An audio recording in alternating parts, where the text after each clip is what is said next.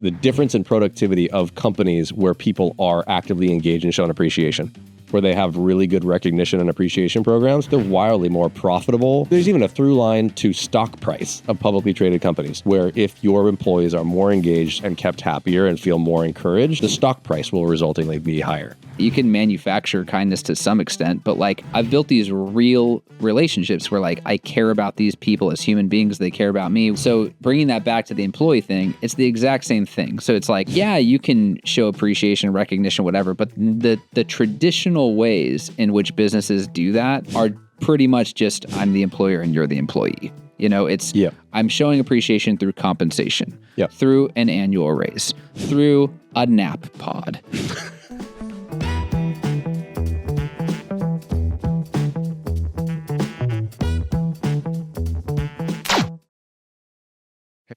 Hey, welcome back to another episode of the Who Cares podcast. I'm Jeff Jekyll. And I'm Jay O'Brien. Who cares for business leaders and entrepreneurs who do care? There it is. Talk about helpful tips and tricks and ways to operate your business. Think differently, operate differently. Is any of it helpful? Do we have any feedback? Has anyone gotten any nuggets?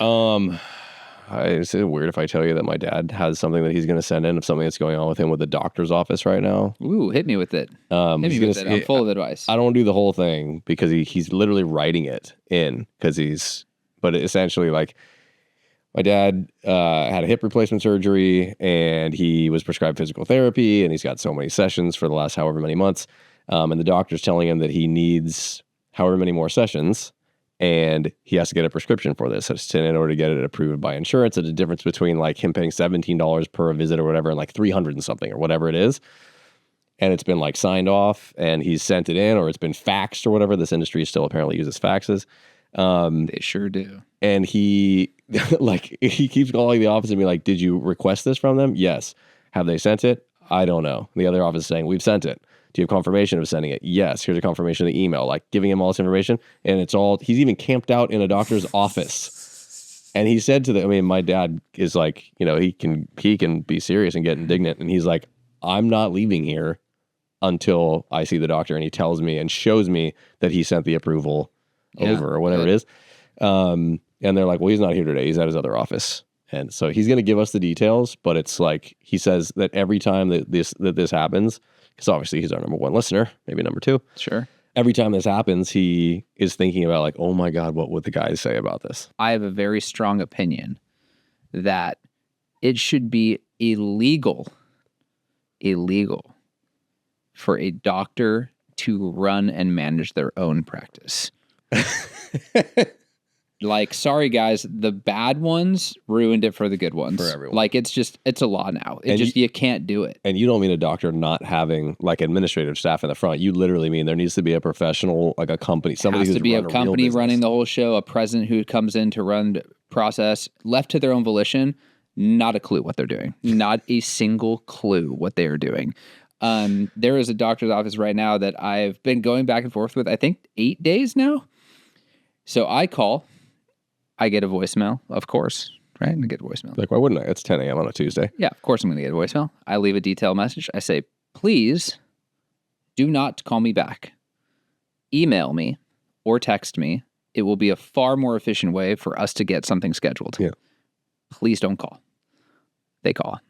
And, we're running a podcast. We're doing literally anything. I'm never like just waiting for a phone call. Just waiting, right? Also, you don't have them programmed. So like the number of phone numbers that I actually answer that I don't have in my phone, I think is 0. I think it's such a ridiculous misconception to think people should answer your phone call. It assumes you're available. Yeah. You know what I mean? When people are like, oh God, if he would only pick up his phone, like that implies I'm doing nothing. Like I'm not in a meeting. I'm not talking with anyone. Like I'm not, like I am ready right now for your phone call. It is a ridiculous assumption. Well, we've talked a lot about this, but that is because most people are willing to be interrupted and completely derailed with what they were trying to accomplish, and you are simply not. And I'm getting better at not being. But that is the reason. Most people, I bet, do answer. But that's why they probably get a third of the things done in a day. Don't know. But but either way, so what do? They call. And of course, they get my voicemail.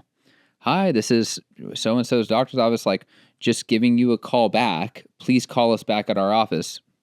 I call, I get their voicemail. Yeah. So then, What's that voicemail? Did you leave a message? yeah. So I'd love to hear that. As I've stated numerous times, we will go back and forth like this until the end of time. This is not an efficient use of your time or my time. And I'm saying this on the voicemail. Yeah. I'm like, please don't call. You're going to, if you don't see the pattern already, you're going to quickly see that this is just going to continue till the end of time. Here is my email address. Here is my phone number. Please text. Like that we will get something done this way. Mm-hmm. And it's been probably 8 days. Nothing. They didn't reply to that? Are you still playing this ping pong game? I stopped playing the ping pong and I found an email address yesterday morning, like support at. So who knows where that goes? Sure. I hope this isn't anything emergent. But yesterday morning sent it. No response, no phone calls, no nothing. So my point is, this sort of pattern has been recurring for as long as I can remember. So your dad's not alone. It's just wild, something that's medical, something like where they're telling you need this done, and it's just so inefficient. Because, I mean, not all medical, I mean, this is obviously physical therapy, so it's nothing dire or whatever. But like, when something is that important to someone, health should be the number one thing for somebody. By the way, it runs all the way through. It's not just billing. It's not just admin. It runs all the way through the medical system. It is a joke of an industry when it really comes down to like how things are handled, why they're handled that way, the business side of things. I think you want to open a practice, great. Who's going to be the third-party administrator? Who's going to be the company running the show? You got to have it for compliance. It's a requirement. Yeah. That's what I think. I mean, there are obviously companies that do that. There's a lot, like half of these things are run by professional companies. And although I don't know that Never come across any of this. I've come across phone services that they use. Yeah, like a tree. And you know what they do? They take a message. They take a message and they give that to the doctor to call you back. I mean, dude, look at every company out there. Look at our company. You have a problem. We're not saying call us, we'll answer, right? We're not saying that. We're not saying email and we'll respond in an hour. We're not saying that either. We have a process, like everyone will hear back from us within 24 hours, usually by the end of day, every single day. But also, there's a ticketing system. So if there's a problem, there's a queue. Yeah. Everything is handled in a very organized, nothing slips through the cracks. Like, so you're gonna get taken care of, and in a very quick amount of time. And maybe it's just because the industry is age old and it is what it is and people get complacent. But like, I love it. I think it's funny when service businesses completely fail to even attempt to improve the experience for people because it's kind of like, either it's how it's always been. Like that's it. What you just said, that's why. Because it's how it's always been. Well, that's the way we've always done it. Yeah. And people who say that don't deserve to be able to run a business. Yeah. Like there's a lot of people that I know, like whether it's somebody who's like the guy that cuts my hair. And I get it because it's like a cool hip vibe and it's old school and it's a barber thing, whatever it is. But it's like the only way to book an appointment with him is to call or text and then wait until he's in the shop looking at his paper book and for him to find the days and to give it to you. And I'm like, hey, let me know if anything comes available. He's like, stuff comes available all the time. I don't, like, if this was just, I don't know, digital somewhere where I could see it. It's the same thing with like people that do golf lessons, tennis lessons, like any service business that does not find an easy way. Yeah. You know what I mean? It makes it easier, not just for your customer. How much easier that is on you? That guy would never even have to look at the system. No. He would just come in and see whose hair am I cutting today. He would know exactly what time is allotted for what type of cuts, what man, woman, doesn't matter. He's a friend now. I've told him this so many times. I'm like, dude, it can make your life so easy. And dude, the fax thing, that's a real thing. And I'm so perplexed anytime this comes up because I'm just like, you're fucking with me, right? Like you're like a fax. You really got one of those over there? Because I can tell you 1,000,000% I don't have one. And you know what their answer is? They're like, it's digital. I go, yeah, it's digital. I go, so let me just email it to you. And they go, no, has to be a fax. But you can e-fax. That's an email. It literally is. That is an email. We can't accept email. We only accept faxes. It's an email fax. Or they'll say for like security, for privacy, whatever. Like, so some loose ass piece of paper comes out of a printer and that's more secure than an email. Like you're not allowed to run the practice anymore. You're just not. I will give you $20 if right now you can think, as you always do, of some sort of a witty, intelligent segue into what we're supposed to talk about today. Well, I'll tell you what. One thing is for certain, and that is that emails are more secure than faxes. But you know what can leave you insecure? Not taking care of your employees when you should. That was maybe worth $2, not 20. It's good. It's good. It can be fun. It can be fun. It's not a game. What Jay's talking about is, for the past umpteen episodes, we've been primarily talking about, well, a lot of stuff. We branched out a little bit. We talked about, the process of sales and how to actually show value and concentrate, whatever. But most of it has been... Why I love old movies. Yeah, we've talked a lot about that. We've talked a lot about you taking trips. We've talked about, you being a... Oh, wait. Did we already talk about you becoming a green card? Or no, we did not. Okay. Glad you brought okay, that there's up. two. Okay, sorry. This is going to be a longer intro. I got to congratulate my man, Jay O'Brien, on two things. You guys have heard about some of the New Year's resolutions and things he's focusing on specifically before he becomes a dad. Well, one of them before he becomes a dad. The other one just before he goes out to his next meal and wants to impress people. The first one is the self-defense class. And just as of this week, you graduated from, was it white? Yep. From a white card to a green card. To the green team. Which means he's kind of a badass at knowing how to like quickly load, unload, turn and fire and do the thing where you keep it on your chest and that kind of stuff. It's kind of badass and I'm intimidated. I just want to be with him if anything goes down. We would love to have you. The other thing, which I think is even, for me, cooler, is 4 days ago, you passed the introductory sommelier class. We are officially the intro a sommelier. I got to tell you, when I was doing that, it's very gnarly the way they make sure you're not cheating. So you have to download this this particular browser called Guardian. They take over your whole computer. They took over the cursor and everything. They're going into the system preferences. They're disabling all keyboard shortcuts, like everything. My not my microphone and webcam because you had to use those, but basically like they're taking over the computer and then you're with a proctor on this chat. They make you pick up your computer with your to show your webcam, show all four corners, all the walls in the room. Making sure you don't have like answers written up on the walls. Look at the desk, look at this. And I did no extra monitors. So the monitor's on the floor. Where's your phone? Oh my God. All this stuff.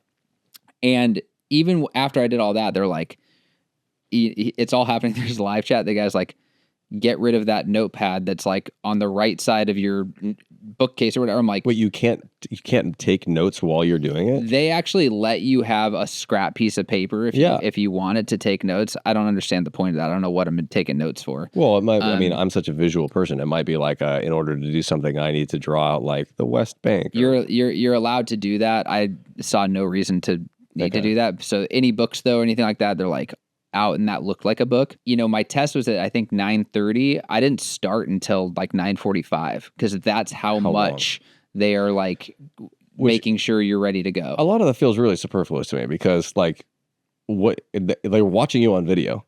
So like let's say you did have anything around the room or someone, or like they would see you doing that, or how could you? And they are watching that too. So like if they see you look like if they're like someone knocks on your door or whatever, don't answer, don't even look at them because you'll fail instantly. That's why I came here, actually. That's smart. To do it. People are guarding these sommelier licenses with... Dude, it was wild. That's so crazy. So anyway, back to what we said. So for the last several weeks and episodes, we've been talking primarily about how to create an amazing experience for your customers, for your clients, to make you unforgettable, and to basically build an army of repeat and referral business, and just basically build an experience for people that feels great and feels unforgettable. We were talking earlier today about how that really starts internally. Like you guys are business owners, operators, and we're trying to help you get excited about and start making investments in making your organizations the type of company that would do this. And the one surefire way to end up resulting in amazing customer experience is to first show that type of experience and that type of care to your own team. Yeah, Richard Branson style. Take care of your employees and the employees will take care of the customers. There's a lot of different ways to interpret this. So what we do for clients and obviously employees and whatnot, but I think that differentiates us just mentally, like just philosophically, where we come from is it's always been a appreciation for someone as a human being, not like necessarily as your client. Like, yeah, I appreciate you because you're my client. Like you're the reason I get to live in my house. You're the reason I get to eat at these restaurants, like because you do business with me, right? Yeah. So I'm going to express appreciation for you, but I'm not going to every time I reach out, like, thank you for being a client. Thank you for being a client. Thank you for being a client. It's like, we've broken through that. Yeah. Now it's like, I'm just taking care of you as a friend, you know, as a human, and saying, hey, here's something I thought of you when I saw it. Like, I think you'd appreciate this, you know, or being there for them. Like, I mean, helpful things, even like, you know, the anniversary stuff. We're like, hey, Ken, you know, your anniversary next week. Can I help you get anything for Diana? You know, things like that I used to do in the past when I was a real estate agent. Well, you got to explain that better. What he's talking about is doing something helpful for someone that's not, let's say it's Mother's Day coming up, but your client or your customer is, let's say, the husband of that mother. It's not a gift for that person, but if you do something to help them or remind them, hey, Mother's Day is coming up in a few days, can I help you get something for your wife, the mother of your children? That's like wildly impactful. Yeah, so anything thoughtful. just to help and to know you're paying attention. Hey, I know her birthday is at this time. Like, you know. You're helping them treat someone the way that we exist to treat people. Yeah, I mean, again, at that point, you're so far outside the confines of like, this is a client relationship, right? You've broken through that. So you've got this like friendly relationship with this person. And it's so funny because as I look back at all of these client relationships I've built, and I rewind all the way back as to how did this start? How did I meet this person? It's like the coldest, most impersonal way I could have ever met them in some situations. And to this day, we are like very, very good friends. You're one of them, actually. Yeah. You know, you came in as a referral from a loan officer at a bank. Yeah. You know, like just like walked into a bank, hey, I need a letter, and this person's like, you should go see this person. You know, that's pretty impersonal and whatever. But no, like there's this guy, Ken Campbell. He came in, it was my first listing ever in 2011, I think. And it came in as an online lead. The guy basically said, hey, I need to sell my house. Here's his contact information. And I'm like, this is too good to be true. You know, like listings are so hard to get. Like this comes in as an internet lead, whatever. I call him. And he was just so agreeable on the phone. Like, yep, here's where I live. Here's the situation. Need to sell my house. Like, you know, and I'm just like, there's not enough friction here. This is clearly a scam. I'm going to be asked to spend some money or whatever. Yeah. And so I'm asking him, what's the name on title and this and that? Like, I need to make sure this guy actually owns this house. And I remember I looked it up and it's like Alice Hendershot. I'm like, I knew this was bullshit, you know? And so I call him back. Yeah, you know, kind of blowing him off, you know? I'm like, yeah, you said you own this house. You know, who's Alice Hendershot? And he's like, Alice is still on title. What? And I had this whole explanation for it. I'm like, wait, what? That's still real? It's still legit. What the hell? And anyway, long story short, I met him and his wife Diana, and like that was my first go at this, and I sold their house, and we became friends. And since then, like helped them buy and sell multiple homes over the next few years. But I remember like I was looking to have a hot tub installed in my backyard, and I just like, I don't know, casually was like, you know, texting with him about something, and I was having problems with like the electricity at the house and whatever. And I was just like, I mean, God, what's it take for a guy to get a hot tub around here kind of thing? Well, for whatever reason, he took that and was like, I'm going to come to your house. Like, and he drove to my house like from Lakewood on a weekend, his own time. And he was a licensed electrician, and he like did all this work to try and make this thing happen for me. And I'm like, dude, like that is so nice of you. Like you didn't have to do that. And then fast forward years and years later, I mean, him and his wife became like just really good friends. I keep in touch with them to this day. But I think about that. I think of my friend Megan, who came in through a truly a lead that got handed off from my buddy Brendan to me. It's like ice cold. Dude, I mean, she like has stayed in my cabin in Big Bear, you know, and like she is a good friend of mine now. And it's like, so I guess going back to some of the earlier episodes when we talk about like, oh, well, is this like a manipulation play or whatever? We're like, no, these are like natural byproducts of what happens if you actually give a shit. Like you can fake it, you can manufacture kindness to some extent, but like I've built these real relationships where like I care about these people as human beings. They care about me. We still keep in touch to this day. What's going on, you know, their kids' lives and whatnot. So bringing that back to the employee thing, it's the exact same thing. So it's like, yeah, you can show appreciation, recognition, whatever, but the traditional ways in which businesses do that are pretty much just I'm the employer and you're the employee. It's Yeah. I'm showing appreciation through compensation, Yep. through an annual raise, through a nap pod, right? Like whatever the hell they do. But it's like, do you know when this person's birthday is? Yeah, you do. It's in your HR software. What do you do to celebrate that? Anything? Do you get some chintzy card? Like, are you doing something special? Is there anything outside the confines of like the normal employer-employee relationship that you're actually, showing appreciation? And I think that's what we do. The idea that somebody chooses to spend whatever percentage, however many years, however many months. I mean, hopefully our employees stay with us for a very long time.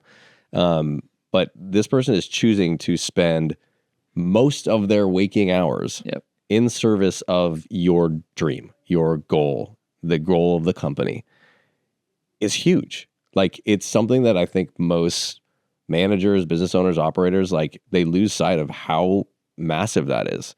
And then on a grander scale, let's say that a person starts working right out of college and they work until they're 65 or whatever it is. They're working for around 40 years. So if they're with your company for whatever, 5-10 years of that, like, it's a quarter of their career that they're choosing to spend with you.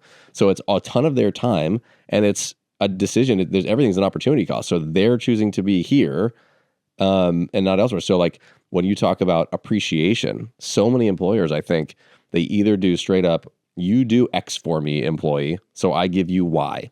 And this is a very transactional way to do things.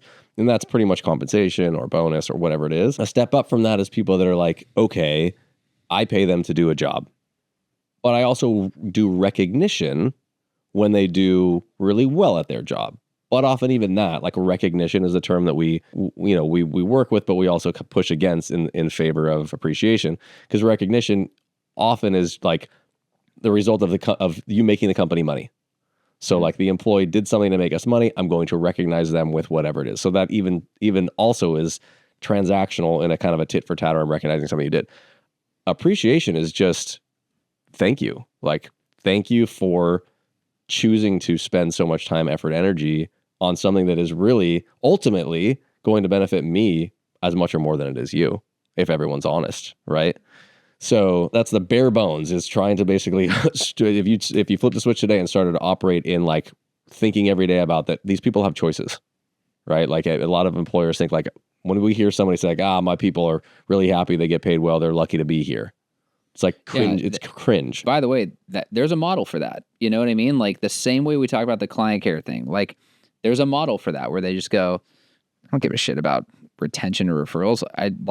We have a funnel and we care about like keeping our CAC low, and we're just a turn them and burn them company. Like, they're even with employees. But I'm saying like you could view it that way with clients, where you're like, yeah, our churn is huge, whatever. We don't care. That's part of our model. This is like how it pencils out. Cox Cable or whoever, like any huge company that's like, we're gonna gouge people on the prices unless they complain so much that we'll finally find a floor to keep them to stay. We'll make them call to cancel. They can't do it online. And we know we're going to piss off enough people, but the amount of people we keep will make up for that. And so it's all going to pencil to the bottom line. Like there is that model. Sure. And similarly, the parallel with an employer would be that, which is I pay you to do a job, do the job, don't do it. You don't like it, leave. You can work anywhere. And that works for a lot of places, I guess. But one of the things that I've always wanted to do and like always held true to was I've had jobs that I've hated. Really just one. Like every job has been hard, right? And like this is like when people are like, oh, you should give that person a break. They've been on their feet all day. Like retail, server, whatever. It's like, or someone who's terrible at their job and they're like, give them a pass. It's a shitty job. I'm like, no. We've all done that job. Yeah. Like you have to show up and be great at your job. You get no passes for not liking the job you're working. But I had a terrible job where like it was super toxic, like gnarly corporate American environment, like awful. And I hated going to work, like hated it. I mean, dude, it gets dark, like how much I hated it. And you had a commute to do it. It was like, dude, I'm not even kidding you. This is a real thing. I would drive to work, like this company was in Long Beach, and I would hope that I'd get hit by a car. I'm not even kidding, dude, because I was like, this will take forever. I'll be in the hospital. I'll be anywhere but there. And this is literally running through my head, dude. oh my, this is like, I can't even imagine. This is like a different human being. Dude, I hated it so much that like, anyway, the point is, there's an irony there because, you know, whether you're working in a cube and you're doing this or whatever, it's like, oh man, I really want to get out of this corporate America. It's like, well, then what happened? We created, you know, a corporate American environment. There are cubicles here, right? Yeah. So it's our job to make sure people never feel that way and people feel their contributions and feel like they've got a voice and we're all building this thing together. And like, God, man, if anyone in this company was like, I hate coming to work. Like, felt even a fraction of how you felt. Dude, first of all, it would break my heart more than it broke their heart. Like, and I would do whatever I could to fix that if it was in my control. Yeah. So appreciation is just like that's just one component of this whole thing. It's like, have a great work environment, definitely have a common goal, like have a reason to come to work, be inspired, be passionate, be with like great peers. And then, on top of that, show them appreciation as a human being. That's a very qualitative, like, feel element of it. Like, we would hate for anyone to feel like that. I agree. But the idea of employee or the whole element of employees being engaged is now like they're proven statistics, right? Like, it's so any company that is churning and burning with employees or not really caring about that, yes, there's a model for that, but it's foolish. Right? Like, we know the cost to get a new employee. We know the cost of trying to find talent. Like, you're really only as good as your people are, and finding talent and getting good talent is one of the hardest things for us. I mean, that has been one of the hardest challenges of entrepreneurship. It is for everybody. So it's like, if you don't create an environment where somebody wants to stay for a really long time, you're just foolish, like economically foolish, but also personally foolish, right?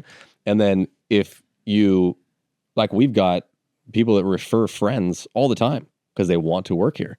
If you create a culture of that, you're done are your fees to recruiting firms, so long as you're getting good people, right? So it's more cost effective that way. It's just all around. And there's all sorts of stats. I wish I had them on hand about like the difference in productivity of companies where people are actively engaged and showing appreciation, where they have really good recognition and appreciation programs. They're wildly more profitable. I mean, there's even a through line to stock price of publicly traded companies, where if your employees are more engaged and kept happier and feel more encouraged, the stock price will resultingly be higher. Yeah, the parallel is basically actually showing that appreciation in a real way, not this like redemption type of way.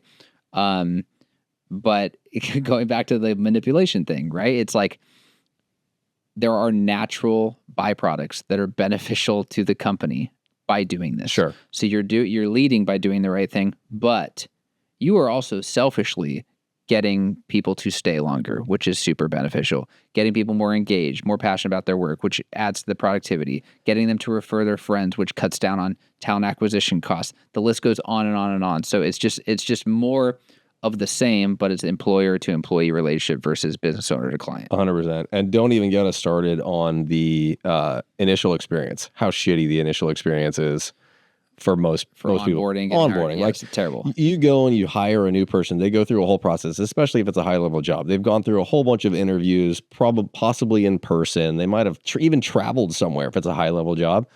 And then when you go to actually give them the offer, like, you're asking them to spend a ton of their time again, and hopefully a large percentage of their career with your company in service of your own goal and dream.